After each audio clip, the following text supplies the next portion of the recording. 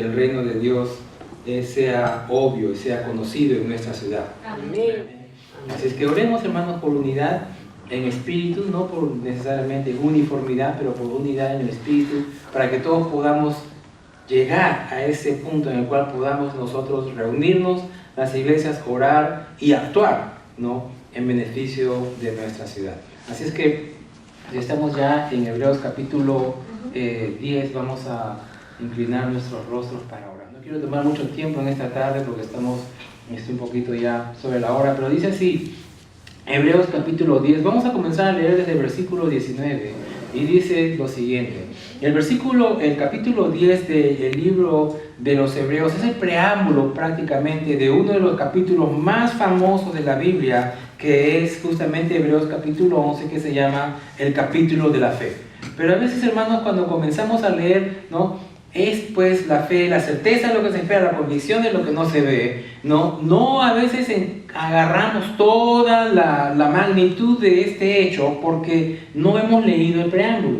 Es mi intención ahora, hermanos, que podamos entender un poquito más lo que el capítulo 11 de Hebreos dice, y vamos a saltarnos después al capítulo 12 de una forma muy, ¿cómo se dice?, suelta, por así decir. No quiero, como les digo, tomar mucho tiempo, pero quisiera que reflexionemos en esto, quisiera que nos vayamos con una idea un poco, ¿cómo se dice?, en resumen de lo que esta palabra quiere decir. Y me gustaría, hermanos, invitarlos a que ustedes vayan a sus casas con lo que hemos dicho ahora y mediten acerca de esta escritura. Vayan y léanla, mediten, piensen. Voy a hacer lo siguiente. Vamos a comenzar a actualizar nuestro lenguaje cristiano. ¿Ok? No vamos a decir medite, vamos a decir piense. Porque a veces pensamos que meditar es sentarse así. Oh. No, meditar significa pensar. Y pensar significa hacerse uno mismo preguntas acerca de lo que nosotros estamos haciendo. Si es esto verdad, puede que esto sea verdad. Y si esto se cumple, puede que esto se cumpla. Y si no se cumple esto, ¿cómo así? Entonces, hermanos, necesitamos comenzar nosotros como cristianos a tener la costumbre de pensar. El Señor nos dio cerebros, ¿para qué? Para poder pensar, para poder comenzar, y otra palabra que no nos gusta a veces, a filosofar acerca de lo que la Escritura nos habla. Nosotros somos seres pensantes. El Señor nos dio la capacidad de poder entender su palabra, por supuesto, hermanos, con nuestra inteligencia, ayudados por el Espíritu Santo de Dios. Porque, oiga, sin el Espíritu Santo de Dios no somos nada. Amén. Así es que estamos pidiéndole la ayuda al Señor para que Él nos ayude a poder comprender un poco más acerca de su palabra. Dice así, y voy a estar como siempre leyendo ambas versiones, tanto la Biblia de la Reina Valera del 15, como también la nueva versión, ¿cómo se dice? Versión viviente. Así es que, ¿cómo se llama versión viviente? Nueva traducción viviente, perdón, gracias. Así que ahí va. Así que, hermanos, dice el versículo 19, teniendo plena confianza para entrar al lugar santísimo por la sangre de Jesús. ¿Qué significa esto de entrar al lugar santísimo por la sangre de Jesús? En el Antiguo Testamento, especialmente a partir del libro de Éxodo, el pueblo de Israel no tenía, por así decir, un templo, no tenía una iglesia. Lo que ellos tenían era un tabernáculo. Y de acuerdo al diseño del tabernáculo es que después también se diseñó el templo en Jerusalén. Y este tabernáculo tenía tres partes. Tenía, por así decir, la parte donde estaba el fence. ¿Cómo se dice fence? Verja. Nosotros decimos verja. La verja, ¿ok? La parte donde protege la parte interior de la cerca, gracias, la cerca. Okay, ahí adentro estaba cercado este terreno, y dentro de ese terreno había una carpa. Dentro de esa carpa habían dos cámaras. Así que tenemos el atrio, ¿no? Cuando usted lee los salmos y el salmista dice tus atrios, Señor, es ese primer lugar. Ahí estaba el lavacro donde la gente antes de entrar a la presencia del Señor podían lavarse, y había también, ahí estaba el altar del holocausto, estaba allí. ¿Por qué? Porque estaba, no, usted imagínense un holocausto dentro de una carpa, sería lleno de humo, pero en fin. Entonces tenía después el lugar santo. Una vez que usted entraba en esa carpa, usted entraba al lugar santo de Dios. Y ahí habían también varios muebles. Estaba el candelero, estaba el pan de la propiciación, estaba el candelero de las, ¿cómo se dice? El candelero de las salvaciones, etc. Estaba allí todo. ¿Ok? Pero después de este lugar santo estaba el lugar santísimo, donde estaba la misma presencia de Dios representada en el arca del pacto. ¿Ok? Y había una cosa muy particular acerca del lugar santísimo. Nadie podía entrar allí sino una vez por año el sumo sacerdote. Una vez al año. Así es que uno entraba y era toda una preparación. El sumo sacerdote tenía que entrar allí llevando, hermanos, en sus manos, en una vasija, la sangre de un cordero sacrificado para poder rociarla en el asiento o en la tapa, en el propiciatorio de esta arca. Y eso se hacía una vez al año. ¿Ok? Así que, ¿qué resulta? De que el sacerdote se preparaba para esta ocasión. Y él entraba allí y entraba, créame, él entraba, hermanos, con una cuerda amarrada al pie. Y él entraba el borde de su manto tenía cascabeles. Porque él entraba allí y la gente que estaba afuera tenía que escucharlo caminar. Porque si ese hombre entraba a la misma presencia de Dios, por así decir, en pecado, ahí quedaba. Entonces ellos tenían, hermanos, como solamente podía entrar una vez al año, si alguien cae muerto ahí, ¿cómo lo saca? ¿Cómo lo saca? No, tenía que agarrarse una soga al pie para que si en caso, ¿no? Sacaran. Y los cascabeles también, porque si en caso él muere, tenía que escuchar los cascabeles mientras que él caminaba por ahí. Porque al acercarse al arca y poner la sangre, la gente afuera tenía que escucharlo. Así es que, hermanos, no solamente eso era un privilegio, por así decir, una vez al año somos sacerdotes, pero era un peligro también. Ah, Señor, escudriña mi corazón. El sacerdote tenía que limpiarse, purificarse a sí mismo para poder ofrecer esta sangre en beneficio de todo el pueblo. ¿Qué tal responsabilidad? Una vez al año, una sola persona llevando esta sangre. El primer versículo que acabamos de leer aquí dice lo siguiente. Así que, hermanos, teniendo plena confianza para entrar al lugar santísimo por la sangre de Jesús. ¿Quiénes tienen ese derecho? Nosotros. Por la sangre de Jesús nosotros podemos entrar al lugar santísimo, le llamamos la presencia del Señor. Nosotros entramos a la presencia del Señor cuando adoramos, cuando alabamos, cuando leemos la palabra del Señor, cuando damos nuestras ofrendas, estamos haciendo una clase de sacrificio al Señor. Y entramos, hermanos, a la misma presencia de Dios, no porque nosotros tengamos el derecho, porque dice aquí, a través y por la sangre de Jesús. El 20 dice, por el camino nuevo y vivo que Él nos abrió a través del velo, es decir, su cuerpo. ¿Ustedes se acuerdan, hermanos, cuando el Señor Jesús dijo, consumado es, aquí quedó todo?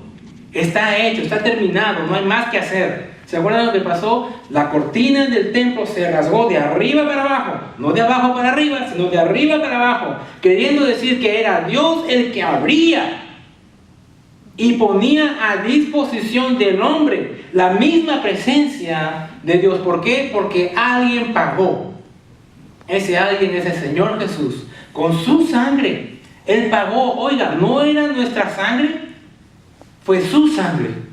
Como les decía yo en el momento de la Santa Cena, Adán debió haber caído muerto inmediatamente allí. El Señor, Dios Padre, tenía todo el derecho de que el momento en que Adán pecó, Él podía haber pedido la paga. Él pudo haber cobrado la deuda y no lo hizo. ¿Quién murió? Murió un inocente. ¿Para qué? Para que el hombre no ande descubierto, no ande desnudo. Un inocente. La palabra de Dios dice allí que el Señor lo cubrió con la piel de un animal. ¿Cómo cubre usted? ¿Cómo obtiene usted esa piel? Ese animal tiene que haber sido sacrificado. Era una forma, ¿cómo se dice? Figurativa, donde el Señor le dice a Adán, Adán, ¿sabes qué? Tú debiste haber muerto.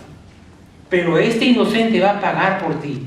Y ahí comienza, hermanos, el Señor comunicándonos a nosotros que un inocente iba a pagar para redimir a toda la humanidad. Su nombre es Jesús. Y dice, por el camino nuevo, porque Él abrió, dice, este velo de arriba para abajo. El 21 dice, y teniendo un gran sacerdote sobre la casa de Dios. ¿Quién es el sumo sacerdote? Jesucristo. Dice, acerquémonos con corazón sincero, en la plena certidumbre de fe, purificando los corazones de mala conciencia y lavando los cuerpos con agua pura. Pastor, ¿cómo mantengo yo mi fe? ¿Alguna vez usted se ha preguntado, Señor, cómo puedo yo hacer que mi fe no decaiga? Aquí está la respuesta. Acerquémonos con corazón sincero. Dice también en otras escrituras, acerquémonos pues confiadamente al trono de la gracia. Dice, acerquémonos con corazón sincero, en plena certidumbre de la fe. En otras palabras, Señor, yo estoy entrando a tu presencia, Padre Celestial, porque Jesús pagó por mí. ¿Se da cuenta de lo que está pasando? Yo, Padre, estoy entrando en tu presencia porque Jesús pagó por mí, porque Él vino y sacrificó su propia sangre para que yo pueda entrar, ¿no?, a tu presencia. Dice, purificando de los corazones, dice, con corazón sincero, purificando los corazones de mala conciencia. ¿Alguna vez ha tenido usted la conciencia sucia? Cuando usted tiene la conciencia sucia y usted piensa que lo han visto, pero no le dicen nada, pues está como, ¿me habrá visto o no me habrá visto?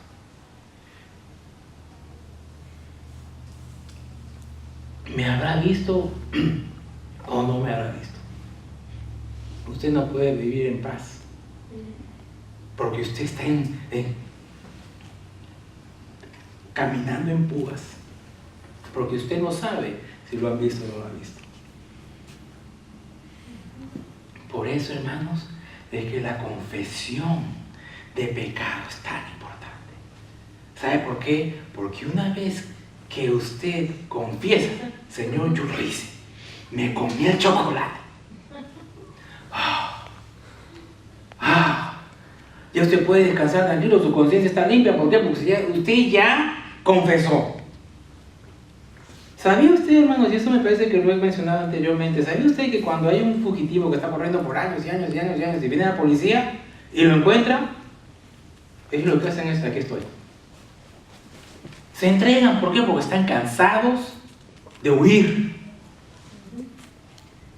Se entregan, cansados de huir. Ahora, hermanos, conciencia dice pura. Lavados los cuerpos con agua pura.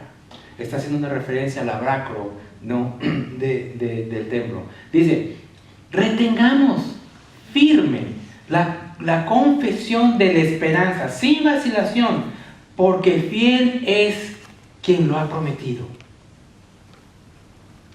Voy a leer una vez más. Reteniendo, dice, retengamos firme la confesión de la esperanza, sin vacilación. ¿Cuál es nuestra esperanza, hermano? Si usted ya ha sido salvo, si usted es salvo, si usted conoce al Señor como su Salvador personal, ¿cuál es su esperanza? De que un día usted lo va a ver cara a cara. Y que esto va a pasar. Usted lo puede ver.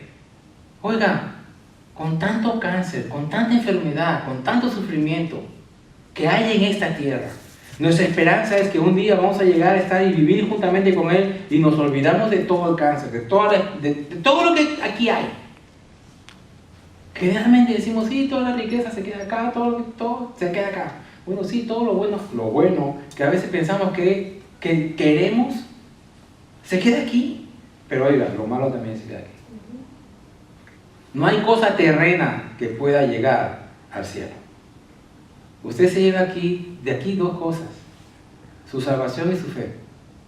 Y cuando usted lo vea, ya no va a necesitar fe. Hello. Usted acá sale con su salvación y su fe, pero cuando usted lo ve, usted no necesita fe. ¿Por qué? Porque usted lo está viendo, usted lo está tocando, usted está hablando con Él, el objeto de su fe. Y ahora, no perdamos esa idea, ¿ok? Jesús es el objeto de nuestra fe. Miren lo que dice acá, 25. No dejemos de congregarnos como algunos tienen por costumbre, más bien exhortémonos, animémonos, Con mayor razón cuando vemos que el día se acerca. Déjenme leer la otra traducción aquí, de la Nueva Traducción Viviente. Dice, no dejemos de congregarnos como lo hacen algunos, sino animémonos unos a los otros, sobre todo ahora que el día de su regreso se acerca. Oiga, esta escritura fue escrita hace más de 2000 años, casi cerca de 2000 años. ¿Sabía usted que cada día que pasa estamos más cerca a su venida? Han pasado 2000 años. Oh, sí, es cierto. Pero cada día que pasa, su venida está más cerca. ¿Cuántos segundos decía Sonia? 86.400 segundos. Hey, entre ayer y hoy han pasado 8.460 segundos y estamos más cerca cada vez a la venida del Señor. Estamos cerca. Cada día estamos más cerca. Se demoró, está bien, se demoró, pero estamos más cerca. Amén. Amén, hermanos. Así que el día de su regreso está cerca. No olvidemos, no dejemos de reunirnos. No dejemos de ser ese cuerpo de Jesucristo que está vivo por causa de que Él murió y resucitó en la cruz del Calvario. Y no es solamente, hermanos, por favor, no es un ejercicio religioso el reunirnos en la iglesia. Nosotros no nos reunimos en la iglesia porque, bueno, el Señor nos dice, nos manda. Es parte de ello, porque para haber protección tiene que haber una cierta parte de obediencia y sumisión, ¿no es así? Pero oiga, nos reunimos en la iglesia porque podemos aprender los unos de los otros, podemos, ¿cómo se dice?, comunicar nuestras experiencias con Dios. Podemos decir y contar lo que el Señor está haciendo en nuestras vidas. Cada domingo que venimos aquí y conversamos un rato con María, María me dice, ¿sabes que estoy cada día mejor de mi pierna? Hoy día me dice, tengo frío, me duele un poquito, pero no me he puesto ¿cómo se llama? El brace day. Hey, gloria a Dios. Amén. ¿Ha hecho algo el Señor en esta semana por usted? ¿Ha hecho algo por usted esta semana? Oiga, por lo menos se ha abierto los ojos, ¿verdad? Por lo menos usted puede decir, gracias Señor por un día más. ¿Y sabe por qué? Porque no tenemos con qué compararlo. De verdad. Señor, gracias porque tengo vida. ¿Ok? Pero cuando lleguemos allá, vamos a tener una vida, hermanos, que allá no vamos a querer dejarlo. Por eso les digo, el día que yo me muera, no, ustedes no oren para que yo regrese. Porque yo ahí me quedo. Y si por A o B usted tiene tanta fe que el Señor le concede que yo regrese, oiga, me van a aguantar. Porque contento no voy a regresar, amén. Amén. ¿Ok? Por supuesto que es en broma, pero si no oren para que yo regrese. La mayoría de gente que el Señor ha mandado a regreso, nos ha mandado porque tiene un propósito específico para ellos. Es más, el apóstol Pablo decía, no sé si irme o quedarme, porque yo prefiero estar con mi Jesús. Pero si me quedo es para beneficio de ustedes. Así que sea que me vaya o que me quede, estoy bien. Porque si me voy estoy con mi Señor, y si me quedo es para beneficio de ustedes, para que ustedes también estén con mi Señor. No hay pierde. No hay pierde. ¿No? Sonia mencionaba el capítulo 8, el versículo 28 de Romanos. Todas las cosas ayudan a bien a los que aman al Señor. Y son llamadas conforme a su propósito. Y es cierto, hermano. Todas las cosas ayudan a bien. Y lo voy a dejar ahí porque ese es uno de mis versículos favoritos. No me había dado cuenta sino hasta ahora que es justamente 8:28, que es el día de mi cumpleaños. Pero es uno de mis versículos favoritos. Favoritos. Amén. Dice en el versículo 26, porque si pecamos voluntariamente después de haber recibido el conocimiento de la verdad, ya no queda más sacrificio por el pecado, sino una horrenda expectativa de juicio. Ahora, uno que conoce al Señor Jesús, entrega su vida al Señor, sabemos que el Señor demanda de nosotros un cierto estilo de vida, ¿no es así? No podemos decir, Pedro lo dice, el que robe, no robe más. El que no trabaja, que no coma. En otras palabras, tenemos que ser diferentes. ¿Nos cambian estas obras? No. Pero es la evidencia. Nuestra vida cambiada es la evidencia de lo que ha pasado en nuestro interior. ¿Ok? Y dice él, aquel que peca voluntariamente después de haber recibido el conocimiento de la verdad, ya no queda más sacrificio por él. En otras palabras, no podemos ser hipócritas. No podemos decir, iba a decir mis representar. ¿Ya? Eso es lo que iba a decir. ¿Sabe lo que significa realmente? El tercer mandamiento significa: no harás una mala representación de Dios. Tomar el nombre en vano realmente significa que una persona que dice que se llama y que es cristiano, actuando de una forma contraria al Evangelio, está representando mal, tomando el título del Señor en su vida, tomándolo en vano. Es como que cuando una persona va y se pone el uniforme de policía, tiene ¿cómo se dice? La cosa esa que dice, soy policía, pero nunca fue. Nunca fue a la escuela, nunca, pero él está vestido uniformado. Es una representación falsa, eso es. Es una representación falsa de la verdad de Dios. Porque no tendré por inocente aquel que tiene una representación falsa de quien soy yo. Si tú dices que mi nombre está en tu vida, mejor será que realmente vivamos como Él quiere. No podemos decir una cosa y actuar diferente. Amén. Eso es lo que realmente significa tomar el nombre de Dios en vano. No es que lo tomes en mano, es hacer una mala representación, una representación falsa de lo que Dios es en tu vida. Amén, hermano. Amén. Se pone más serio, ¿verdad? No es simplemente decir, oh, no digas Dios mío porque estás blasfemando. No. Es ser un falso representante de Dios. Se pone serio, ¿verdad? Y oiga, cuando yo aprendí el significado real de ese mandamiento, dije, ay Dios, ayúdame Señor. Porque bien claro dice, no tendré por inocente al que hace una representación falsa de quien yo soy. Por eso es que al Señor no le gustan los ídolos. Por eso es que, hermanos, Él nos prohíbe hacer imágenes. ¿Por qué? De Él. ¿Por qué? Porque son representaciones falsas de quien Él es. Nadie ha visto a Dios. ¿Cómo podemos hacer una imagen de algo que no hemos visto? Es nuestra propia imaginación. Amén. Así es que nosotros le decía nada más para que tengamos en cuenta lo que dice la palabra. Dice el 27, sino una horrenda expectativa de juicio y de fuego ardiente que ha de devorar a los adversarios. Wait a minute, un ratito, pastor. Tiempo. Time out. Oiga, ¿no era Dios un Dios de amor? ¿No era Dios un Dios de misericordia, de bondad? ¿No era un Dios que dice que todos estamos bien y la paz y todo eso? Sí, pero hay otro lado del Señor. Mi pasos dejo, mi pasos doy. No con el mundo la dará, pues yo se las doy. Pero esa promesa, ¿para quién es? Es para los hijos.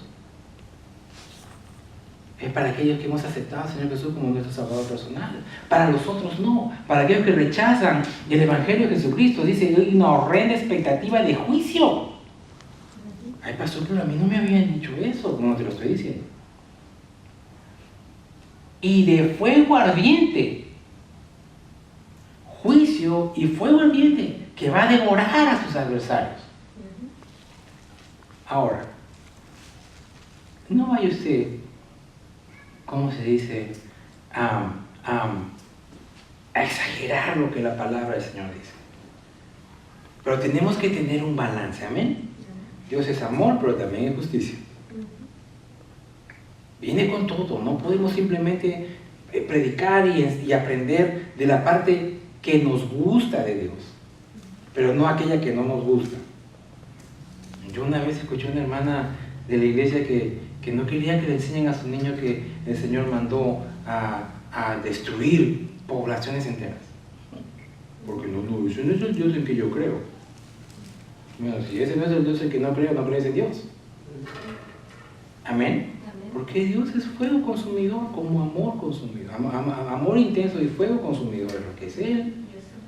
Amén. Amor intenso y fuego consumidor. Ese es el Dios en que servimos. ¿No está contento que usted es salvo?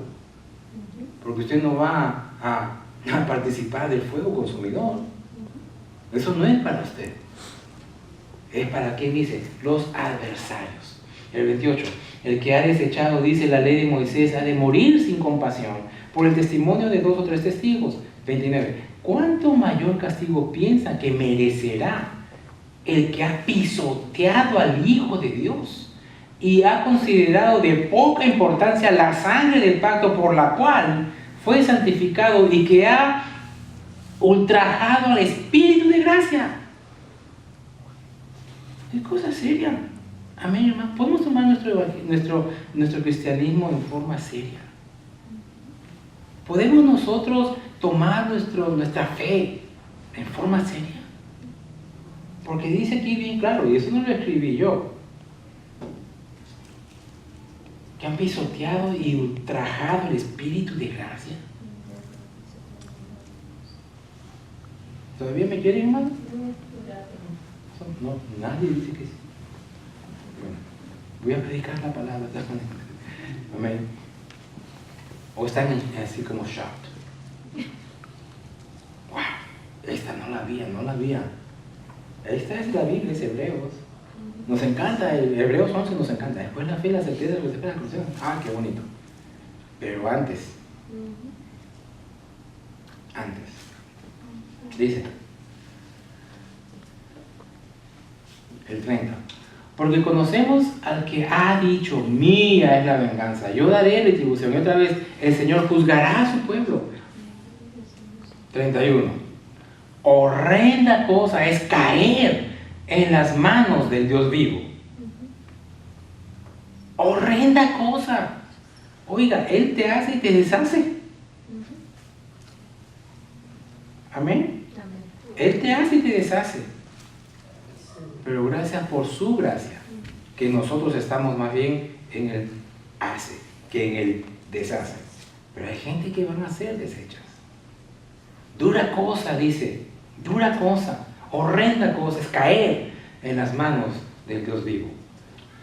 Versículo 32. Traigan a la memoria los días del pasado en los cuales, después de haber sido iluminados, soportaron gran conflicto y aflicciones. ¿Cuántos de nosotros hemos soportado gran conflicto? Sí.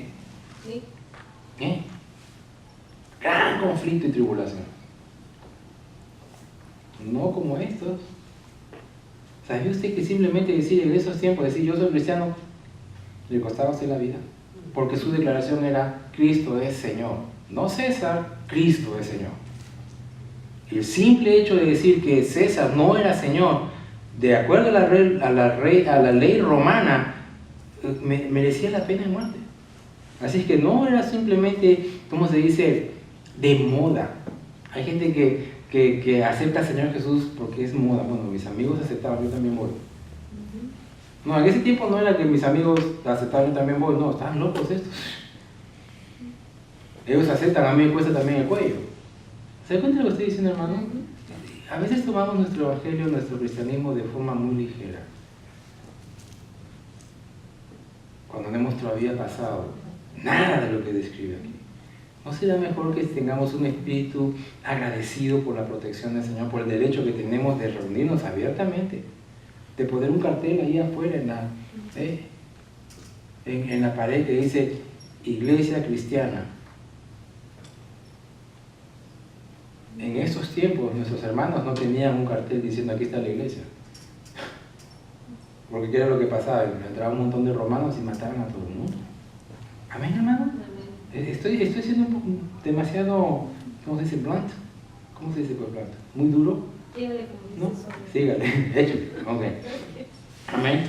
Pero hermano, si no conocemos esto, no podemos realmente apreciar la gracia de Dios. Si no sabemos este resultado, lo que va a pasar con aquellos que no aceptan, no podemos apreciar la belleza de la gracia, del favor, de la salvación de Dios. Amén. Necesitamos saber estas cosas.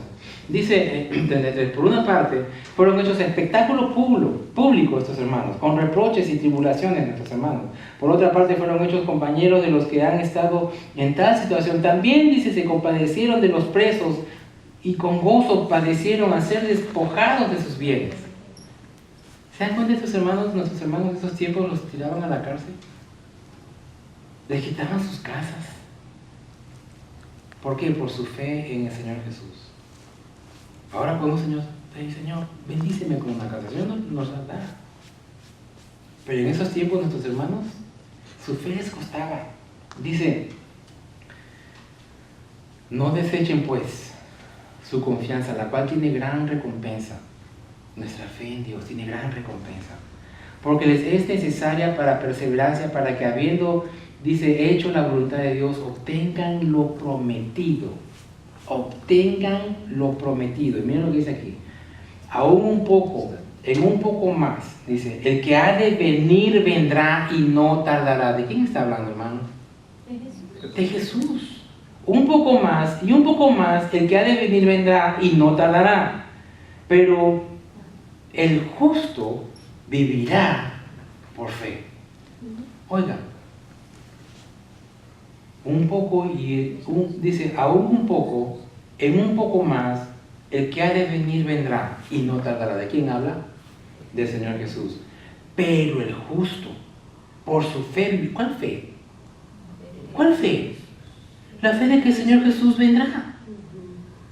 Esa es nuestra fe, que el Señor Jesús vendrá. Dice, el justo por su fe vivirá. Dice, y si se vuelve atrás, no agradará a mi alma, dice el Señor. Queremos agradar al Señor, mantengamos nuestra fe, Él viene. Dice, pero nosotros no somos de los que vuelven para atrás. En otras palabras, nosotros no renunciamos, como dicen los mexicanos, no nos quebramos, no nos rajamos, no quebramos, no nos rajamos, nuestra fe sigue y continúa. ¿Ok? Así es que dice, no somos los que se vuelven para atrás para perdición, sino los que tienen fe para la preservación del alma. Y comienza el versículo 1 del 11. La fe es la constancia de las cosas que se esperan. ¿De qué está hablando en el capítulo 10? ¿Qué esperamos? A Jesús, la segunda venida de nuestro Señor, lo que esperamos. Y comienzan a dar una lista de hombres y mujeres. Ellos miraban hacia adelante, hacia el cumplimiento de la venida del Mesías. Cuando se trata del Mesías, nosotros miramos para atrás. Jesús ya vino. Pero a la vez miramos para adelante. ¿Por qué? Porque Él dijo que iba a venir nuevamente. Amén. Que Él iba a venir nuevamente. Ahora, ¿cómo mantenemos nosotros nuestra fe? Capítulo 12, versículo 2. Puestos los ojos en Jesús, el autor y consumador de la fe, quien por el gozo que tenía delante de Él, sufrió la cruz, menospreciando el oprobio, y se ha sentado a la diestra del trono de Dios. Vamos a leerlo en la Nueva Traducción Viviente. Dice así: esto lo hacemos, ¿cómo mantenemos nuestra fe? ¿Cómo lo hacemos? Dice, al fijar la mirada en Jesús, el campeón que inicia y perfecciona nuestra fe. Debido al gozo que le esperaba, Jesús soportó la cruz, sin importar la vergüenza que ésta representaba. Ahora está sentado en un lugar de honor junto al trono de Dios. ¿Cuál es nuestra fe? Después la certeza de lo que se espera, la convicción de lo que no se ve. ¿Qué esperamos, hermanos? La segunda venida de nuestro Señor. La convicción de lo que no se ve. ¿Cómo sé yo que Él va a regresar? ¿Cómo sé yo que Él va a venir? Bueno, porque Él vino la primera vez. Va a venir la segunda. La primera vino como un niño necesitado de una madre. La segunda viene como Rey y Señor, demandando justicia. ¿Qué tal si nos ponemos en pie para orar?